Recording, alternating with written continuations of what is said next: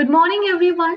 In Depth Communication is a platform where we introduce young talents. And one of them among us today we have Mr. Rohan Arora. Today we're going to ask some questions from him about his life, about his interest in birds, and some relatable more questions.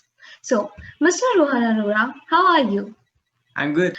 When we realize that our hobby is something which is totally different, which is something new for us.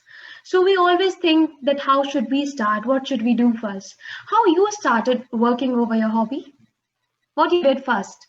Yeah, as I just said, I was always fascinated by birds. First, I used to keenly observe them. When I was gifted my first point and shoot camera, when I turned 6, I started clicking pictures of birds, their behavior. One interesting thing is that birds have very different colors. Even the plumage of male, female, and juvenile are different. So I started clicking pictures. I started reading books. This helped me to enhance my knowledge and gain more interest in this field. I also started traveling to various national parks and wildlife sanctuaries, be it Pangot in north, Tathigat in south, Greater Run of Kutch in west, and Kaziranga in the east. I also started a detailed documentation of all the species I observed. I started writing articles on different places I had visited and all the different behavior of birds I saw. Soon I started working on my book, and now I'm out with my own book on birds of India. So you are just in class 12th, right? Yeah. So you are just in class 12th with a book already which has been published. And we always, it's something which is a student's life is a bit messy, busy, we can say. So how you manage your study schedule and your this hobby? Yeah, I would say that you have to remain focused. I prefer to spend more time with nature rather than watching TV and watching films. On holidays, I used to prefer to go to nearby wetlands or bird sanctuaries rather than going to malls. You have to maintain a balance. So where you always prefer to collect information because you are such a keen observer in this field. As much we have read about you, as much we have heard about you, you are such a keen observer about like related to birds. So what are your preferences like when it comes to gain knowledge about them? Yeah, I have a large library. I have books on birds, wildlife, and I have more than 100 books on birds and wildlife in my personal library. I read I read books, articles, and I also watch documentaries by BBC Earth, Animal Planet, Nat Geo Wild. For books, I prefer the Helm Guide, which is a Helm Guide to the Birds of India, and books by BNHS or BBC Earth. So we have always heard about you, your interest that in birds. Okay, so we always also saw like you are a photographer. So is your photography restricted to only birds, or is it beyond that? My main interest in documentation of birds, photography comes as a byproduct. But I am also not restricted to photography of birds. I also click pictures of animals, and I'm also interested in macro photography, in which we photograph insects. I conducted a interesting project once in which I documented the whole life cycle of a butterfly, from the caterpillar, chrysalis to the adult butterfly. So in that you have to use your macro photograph. Where you went around India or at different places you go. So what you have noticed, like which species you feel is at the verge of extinction and needs to be protected? Yeah, I would say the great Indian bustard, which is the state bird of Rajasthan, is really on the verge of extinction. It is a critically endangered species, and in the past few years, its population has declined by over 90%. In countries like Pakistan and Afghanistan, they are hunted for their meat. So their population is declining. And in India also, they are facing habitat destruction. They also have, I would say, a very low reproductive rate. So it's a very time consuming process in which the population actually increases. But there is a ray of hope.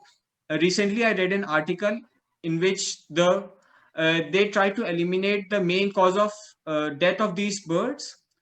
The main cause was death of birds was due to when they struck the pole, they would fall and die. So they are using firefly reflectors to make sure the birds don't hit the poles. Also, there's a lot of programs to help increase their population. So, talking about different species, I would also like everyone would love to know which is your favorite species among Yeah, birds. my favorite species is the Indian paradise flycatcher. It's a bird of about 20 centimeter, but it has long tail streamers that are about the length of 30 centimeters. So when the bird actually flies, it feels like there's a ribbon in the air. When I first got the chance to click it in Jhalana, which is in Jaipur, my hands were shaking because it's such a beautiful bird. The male is completely milky white with a black crest and head, while the female is rufous and does not have the tail streamers. But in my opinion, it is one of the most beautiful birds in the world and my favorite as well. So, what were the hurdles, or what are the hurdles you are facing and you have faced till yet in pursuing this hobby? Photographing birds is not a very easy task. Few of the species are found in some of the most harsh environments, and you have to travel hundreds or not thousands of kilometers to photograph birds. Last year, I went to Assam to photograph the Bengal florican. Just to photograph the Bengal florican, I went to Manas, but even after 2 days of searching, I couldn't find it. So it gives you strength to go on, and it is that it is not very easy to find birds, and you have to face struggles in photographing them. You are a photographer. We all know this. You are a photographer. So, while photographing, how you feel that this is a good picture, this is not a good picture, this is an average picture? What makes a good picture different from an average picture? You see, in a good picture, I feel that there should be focus on the eye of the bird. It is one of the most important parts, and if you capture the eye, it becomes a very good picture. Also, in addition to the colors and lighting condition, I would say I would focus more on the things that I want to convey through my picture and show to my audience. For example, a common bird like the purple sunbird has pectoral tufts.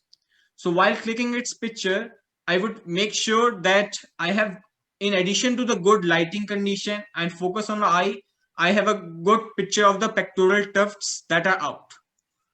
This is such an amazing thing. Like, you are really an inspiration to the younger ones and anyone who is looking at you, that a student at such a younger age, such a young age, achieving a lot many things and has already planned so many things for his career as well. So, talking about career and achievements, we already know that you are an author and you have already published a book which is wonderful, and we all will love to see your book on screen, and would love to hear some glimpse or about that as well. Yeah, I would love to share my book. So this is my book on the birds of my first flight with widespread birds of India. In this book, I have covered 230 of the most widespread species found in India. I have so far clicked 700 bird species, but from them, I have selected 230 of the most widespread species. And as you can see, for each and every bird, I have I have included their common name, their scientific name, their size, the status, whether it's least concern, critically endangered, their Hindi name in Devanagari script, which you do not commonly find in books, and where to cite, a short description. And the most distinct feature I would say of my book is the interesting fact for each and every species. So it would definitely help to build interest among the youngsters or even adult amateurs who want to go into this field. I have supplemented them with over 1200 bird photographs to showcase the male, female, subadult, juvenile, and each and every angle of bird I could find. So before ending this interview, I would love to get your suggestion for anyone who see you as an inspiration, or anyone wants to go in this field. What would you suggest? I would say that you should remain focused in whatever you want to achieve. Even if it's sports or this career, you should always remain focused and not easily distracted. You should not be fickle minded, like you love something one day and you wake up the next day and you love something other. And you should set realistic goals and try to achieve it by improving day by day, and always do your best to remain focused and move forward in life. So thank you, Mr. Rohan Arora. This was a so informative and wonderful interview with you. Thanks for joining with us and the in-depth communication which brings young talents to you guys, among you, everyone. I hope this interview gonna be informative for anyone who is watching it. Thank you. Thank you. The pleasure was all mine.